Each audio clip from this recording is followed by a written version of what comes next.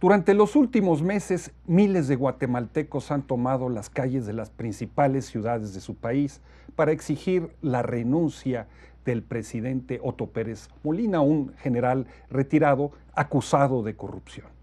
Para conversar sobre este problema de la corrupción, sobre las próximas elecciones y sobre la situación en general de Guatemala, nos acompaña en el estudio la maestra Magdalena Gómez.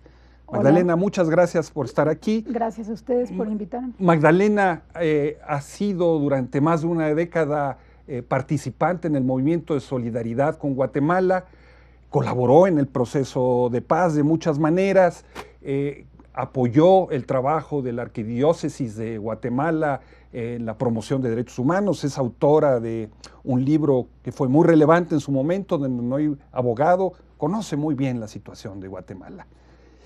Y en ese contexto, ¿qué opinión te merecen estas oleadas de protestas callejeras en Guatemala? Bueno, yo creo que a Guatemala hay que acercarse desde distintos ángulos.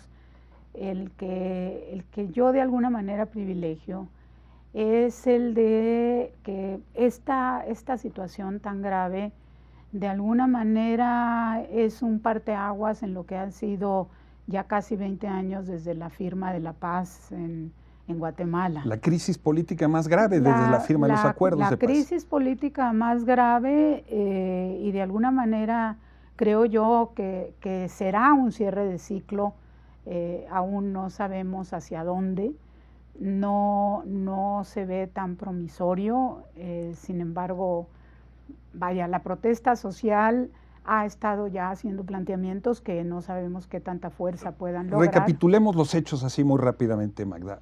Resulta que el presidente, la vicepresidenta, ha sido señalada por estar los dos involucrados profundamente en una trama corrupta, en una organización que se llama La Línea, en donde se está lucrando con el pago de impuestos aduanales. El problema de la corrupción es mucho más amplio, pero ahí se concentra.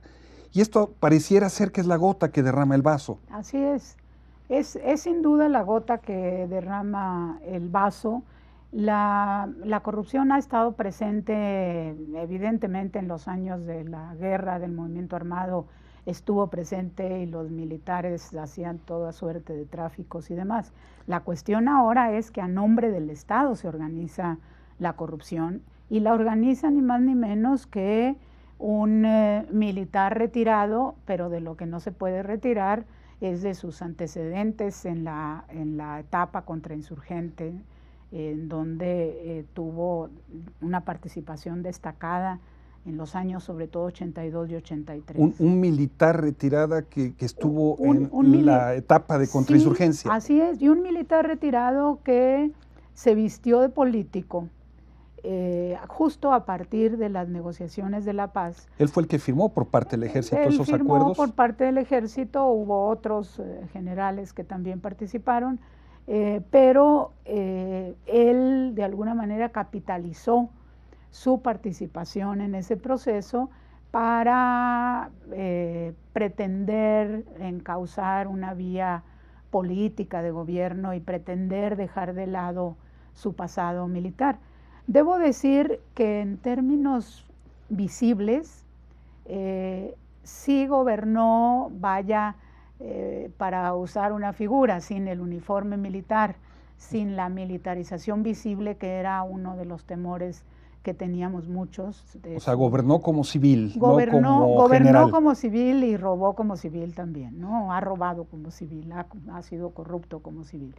Pero ahí yo lo que creo que para entender el proceso y para entender esta crisis, sí es muy importante darle una mirada a la particularidad de ese país que salió de un conflicto armado de 36 años con un enorme desgaste y costo para la población. Un conflicto armado entre el movimiento popular, sus organizaciones armadas y la oligarquía y el ejército. Y el ejército. Un conflicto armado con un costo social muy alto y básicamente concentrado en gran medida en masacres a los pueblos, hacia los pueblos indígenas. Miles de asesinados, desaparecidos, desplazados. En fin, una devastación. Una tragedia humanitaria en forma. Una tragedia humanitaria que hasta hoy no se ha hecho justicia. O sea, así. Lo que nos estás diciendo es que los acuerdos de paz que se firmaron en 1996 no crearon un marco para hacer justicia. Lo crearon en el papel, y los primeros años era la fiesta de la democracia y las comisiones y la participación, que varias generaciones de guatemaltecos se estrenaban en la participación política sin el costo inmediato de la desaparición o la represión. El asunto es que incluso no lo señalo yo. A 10 años de la firma de los tratados de paz en 2007, la propia Unión Europea, que ha tenido una participación destacada en términos de la línea de cooperación internacional, hizo un balance bastante negativo y crítico respecto al cumplimiento de los acuerdos de paz. Señalo que sí hay que ver ese proceso, porque ese proceso tiene claroscuros que de alguna manera nos ayudan a entender cómo es posible tanto que se esté dando este fenómeno escandaloso de corrupción desde el más alto nivel, como también el fenómeno de protesta social. Esos claroscuros de los que hablas, ¿a qué te refieres, Magda? Mira, me refiero en primer lugar a un saldo muy duro para las organizaciones que encabezaron el movimiento armado, que al pasar a la vía, vamos a decir, a la vía civil y a la legalidad, no han sido apoyados por la sociedad. Son una fuerza minoritaria, marginal, y duele decirlo, pero irrelevante. Se quedaron aislados de las principales fuerzas sociales. Se quedaron aislados. Entonces no fueron, o sea, pactaron la paz, entraron a la legalidad, entregaron las armas, pero no significó eso que hubiesen construido una suerte de hegemonía ideológica, dirección. Al contrario. Esta sociedad que ahora protesta se ha venido haciendo sola, dijéramos, en las últimas décadas, en términos de que los acuerdos de paz, eso sí lo he podido observar muy claramente, los acuerdos de paz no se han cumplido por parte del Estado en Guatemala. ¿Así? ¿No se han cumplido? No se han cumplido. Así de tajante. Así de tajante. Ni en derechos indígenas, ni en reparación. No, porque el gran golpe, por ejemplo, a los derechos indígenas, en 1999 se organizó un plebiscito sobre una propuesta de reforma constitucional que emanaba de esos acuerdos de paz sobre identidad y derechos, y ese plebiscito se perdió. Es decir, los pueblos indígenas perdieron ante la sociedad respecto a sus demandas el reconocimiento históricas. De sus derechos ancestrales. El reconocimiento de sus derechos ancestrales. Entonces, de alguna manera, esta composición social en Guatemala, por una parte una clase elitista muy alta y muy racista, y por otra los sectores populares ampliamente indígenas, pero no solo, estrenando participación, estrenando ejercicio democrático y activos en la protesta social. Hay una sociedad que es la que está protestando, que se ha inventado a sí misma. Así es. Que tiene una distancia con respecto a lo que fueron las luchas del pasado. ¿Quiénes forman estos? Sobre todo la lucha armada. Ahí hay una ruptura. Hay una ruptura porque las mismas comunidades que se vieron afectadas por la lucha armada y por la acción del ejército y demás, en esas mismas comunidades no es que hayan quedado sojuzgadas, pasivas, al contrario, han encabezado estos años movilizaciones muy importantes en contra de las mineras, el extractivismo, etcétera, pero amplias movilizaciones. O sea, hay una protesta social que no necesariamente se advierte en el resto del mundo, pero que es muy activa. Es muy activa esa protesta social y ha tenido impactos en el ámbito interamericano, y también hay una sociedad civil, dijéramos, de clase media, académica, periodista, etcétera, que es crítica, vaya, no ha construido ni tampoco se ha empeñado tanto. Los gobiernos sucesivos no se han empeñado tanto en construir una relación o un acuerdo con la sociedad, en la medida en que sus herramientas para de alguna manera satisfacer las demandas sociales han sido muy precarias. O sea, hay una nueva clase media que surge también de este proceso de la normalización democrática.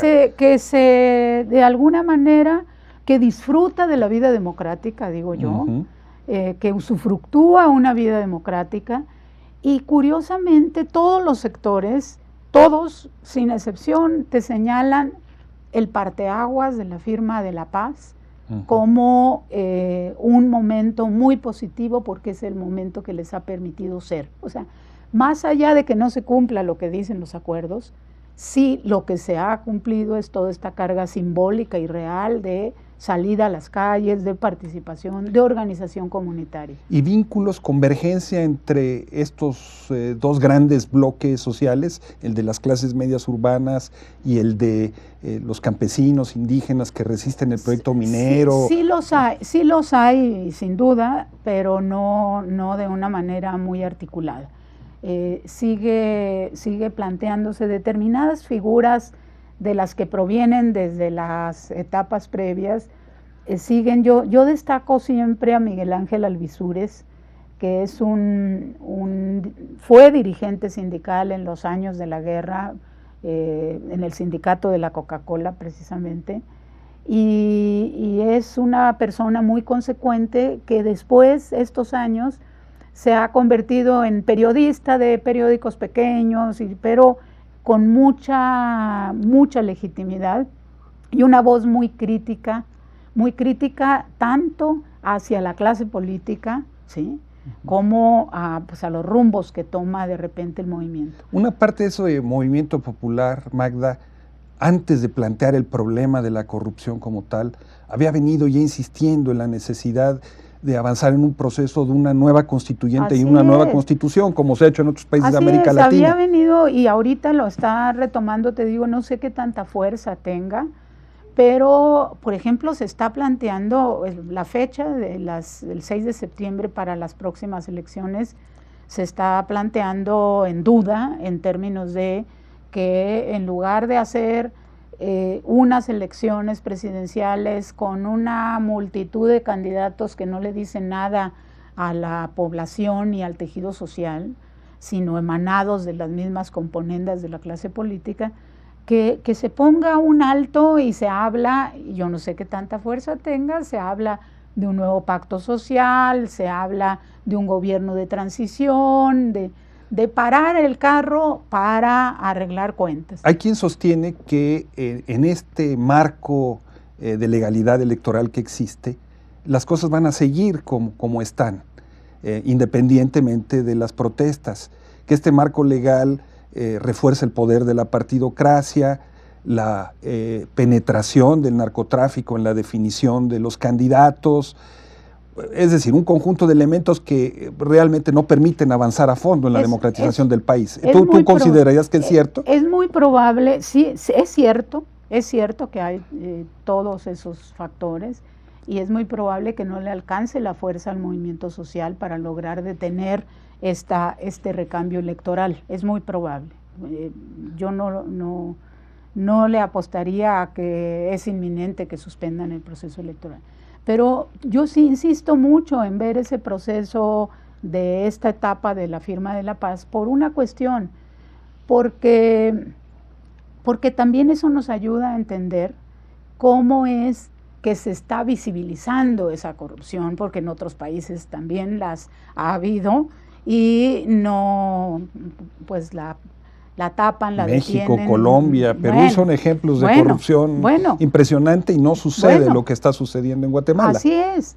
Entonces, sí hay algunos que han salido a plantear, bueno, esto también es un triunfo de la fuerza que la sociedad civil crítica ha acumulado, los sectores populares, que se vaya ya el presidente, que lo metan a la cárcel. Son los mismos sectores que han impulsado que se juzgue a Ríos Montt, son los mismos sectores que han estado detrás de la Comisión de Esclarecimiento Histórico, pero todo eso está de alguna manera está detenido. Acabas de señalar el caso de Ríos Montt. Es un caso paradigmático, ¿no? Así es. Porque fue juzgado por crímenes de lesa humanidad, por genocidio, fue sancionado, castigado, ¿no? Así es. Y su proceso se echó para atrás, y eso está hoy en el aire nuevamente en en esta coyuntura, sí, ¿no? Está nuevamente en el aire porque justamente por lo que tú señalas, las fuerzas políticas que de alguna manera han tenido espacios de participación en el gobierno, sea en el Congreso, sea sobre todo en el Ejecutivo, pues esas fuerzas, incluso hubo algunos sectores que pensaban, hay una cuestión latente en Guatemala, y es que cuando se radicaliza el movimiento social, sacan la bandera de nos vamos a ir para atrás, sacan la bandera de se va a regresar a la violencia, y como obviamente la violencia no hay sector que la esté encabezando y diciendo sí, vamos a volver a la vía armada, eso está vetadísimo por los mismos que estuvieron en la vía armada, no se atreverían a llamar a las armas en este momento, pero sí se utiliza ese factor de alguna manera para desmovilizar a los sectores de la sociedad que quieren radicalizar la búsqueda de la justicia, radicalizar la lucha contra la impunidad, como una vía de limpiar el piso para construir, ¿sí? En ese factor de Guatemala también tenemos otro elemento que por la misma complejidad de la historia guatemalteca no ha logrado tener un Estado fuerte, así fuera Estado autoritario, no lo ha logrado tener. En este periodo de la firma de los acuerdos para acá, ha sido muy destacada la cooperación internacional. Es decir, de este conjunto de organismos, de fundaciones, organizaciones no gubernamentales que financian proyectos a distintos grupos dentro del país, en este caso de Guatemala. Pero no solo a las organizaciones no gubernamentales, al Estado mismo, ¿sí? Al Estado mismo, es un Estado débil. O sea, hay muchos recursos de la cooperación internacional al Estado guatemalteco. Muchos recursos, y te quiero poner un ejemplo. Tras la firma de los acuerdos de paz y en toda esta emergencia de comisiones y reuniones y toda esta fiesta de la democracia que había, obviamente la cooperación internacional estaba en el primer plano. Ya ves que después de la firma se creó la MINUGUA, la Misión para la Paz en Guatemala, avalada por Naciones Unidas. Estaban dando seguimiento, vamos a decir, a el cumplimiento de los acuerdos. Yo fui invitada a una sesión de alguna manera como muy solemne del Congreso de Guatemala, donde ya se iba a leer la propuesta de reforma constitucional en materia indígena para cumplir el acuerdo de identidad. Y estaba la sesión, tal cual sucede en todos los congresos, y de repente entra una persona que trabajaba en la MINUGUA, de la ONU, y le pasa un recadito al presidente del Congreso que estaba dirigiendo ahí la sesión, y se pone lívido, pero no ocultó el recadito. Y dice, el recadito dice, vamos a tener que suspender esta sesión porque la cooperación internacional nos manda a decir que no está de acuerdo con el dictamen que estamos analizando y que si seguimos y lo aprobamos se va a retirar. O sea, una injerencia en la soberanía. Una injerencia descarada. O sea, a mí me pareció el colmo de los colmos, la naturalidad con que este señor del Congreso planteaba la razón por la que suspendíamos la reunión. Magda, parte de la lucha contra la corrupción del presidente Otto Pérez tiene que ver también con la cooperación internacional. ¿Y se plantea entonces también como un problema de soberanía? No, la cuestión es que, mira, bueno, sabemos, aquí ya nos vamos a otro terreno. Ajá. La Unión Europea no está tan en bonanzas como para estar invirtiendo en países en cooperación internacional que se están robando los recursos y no se están canalizando a los objetivos para los cuales se hace la cooperación. Entonces sí hay un interés de la ONU, del Parlamento Europeo, de la Unión Europea, en el sentido de que, pues, de que se gasten bien los recursos. Y de que se esclarezca. De que se esclarezca. O sea, ¿por qué? Porque tiene una autoridad derivada del financiamiento enorme que ha estado dando a ese país. Entonces, también ese factor está muy presente en la falta de independencia del Estado guatemalteco. Magda, ¿hasta dónde el que hoy el presidente haya podido participar en esta trama corrupta está relacionada con la impunidad del pasado de la que tú hablabas? El hecho de que él haya estado directamente implicado, porque ha sido señalado como parte responsable del genocidio que se cometió. ¿Tú crees que hay relación entre una cosa y la otra? Yo creo que sí, yo creo que hay relación. ¿En qué términos lo diría? Cuando él asumió y cuando ese plebiscito indígena se perdió, yo lo que veía y sigo observando es que no obstante todos estos impulsos democráticos en la sociedad guatemalteca, también otro de los saldos, cuando hablaba yo de claroscuros, otro de los saldos negativos de esos 36 años de guerra, también está, y en la historia misma de Guatemala, una formación de una ideología muy conservadora, donde la línea dura, llamada la mano dura, etcétera, de alguna manera se solicita, ¿sí?, como una acción con natural al Otto Pérez encarnó eso como candidato. Pues, por supuesto que lo encarnó, pero además ni siquiera lo resolvió, porque el discurso de él es que iba a poner orden, y la delincuencia ha aumentado.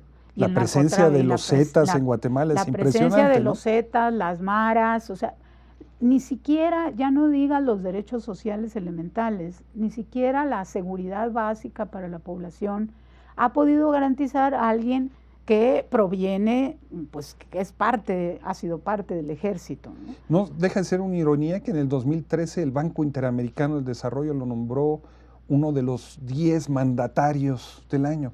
Sí, porque él seguramente hizo buenas gestiones en términos de apertura de capitales y demás para la inversión, en fin. Ahí hay otra trama que no podemos improvisar en este momento, de la trama empresarial, que yo creo que también ellos lo apoyaron en un primer momento y ahora están en contra suya. Y ahora están en contra suya. ¿Cómo explicarnos eso muy brevemente? Yo creo que ahí lo que sucede es que hay pugnas. La organización más fuerte en Guatemala de los empresarios es la agroexportadora. Seguramente ha sido golpeada por otros sectores de inversión a los que le ha dado cabida el Estado guatemalteco, y ha sido desplazada, vamos a decir, y en ese sentido es que se produce la pugna. No es por derechos sociales, no es porque camine al lado del pueblo, no. El CACIF ha sido una instancia emblemática, conservadora. Yo te pongo el ejemplo cuando se iba a ratificar el convenio 169 de la OIT para pueblos indígenas. La principal oposición venía del CACIF. El CACIF, que era quien había despojado de sus tierras a los pueblos indígenas. Los grandes empresarios agroexportadores. Claro, los grandes empresarios agroexportadores eran. Entonces no es que ahorita seguramente han estado afectados en sus intereses por otro tipo de gestiones y aperturas de capital a otros rubros que no son los de la tradicional agroexportación. ¿Cuál sería hoy, desde tu punto de vista, digamos, el problema principal de Guatemala? ¿Es un problema de impunidad? ¿Es un problema de injusticia? ¿Cómo lo ubicarías tú? Yo creo que es un problema de impunidad, de injusticia, y también de que no se ha logrado conformar un Estado institucionalmente fuerte en el sentido de soberano, con identidad propia. Todas estas inserciones, unas a la buena, otras a la mala, de la Unión Europea, de Estados Unidos, bueno, ¿cómo empezó toda esta etapa con el intervencionismo norteamericano en 54, la caída de Arbenz, etc.? O sea, es un país intervenido de múltiples maneras y que ahorita, por eso digo que sí se cierra un ciclo. Se cierra un ciclo. En medio minuto, estamos ya en la fase final del programa. ¿Qué dirías que va a pasar a partir de estas elecciones? En medio minuto. No, la verdad es de que la tensión se va a resolver o continuidad de la impunidad, con eso implica que haya elecciones, que se siga la regularidad institucional de la clase política, o el otro escenario complejo, yo sí lo esperaría, pero es que las fuerzas sociales tengan tal presencia que sí logren parar por lo pronto el proceso electoral y que se logre enjuiciar. Sería emblemático que se enjuiciara a el presidente. Continuidad de la corrupción versus enjuiciamiento. Magdalena Gómez, muchísimas gracias por tu participación aquí hoy en A Cruce Palabras. Y a ustedes, amigos, muchas gracias por acompañarnos en este diálogo tan interesante sobre el proceso guatemalteco. Los esperamos en la próxima.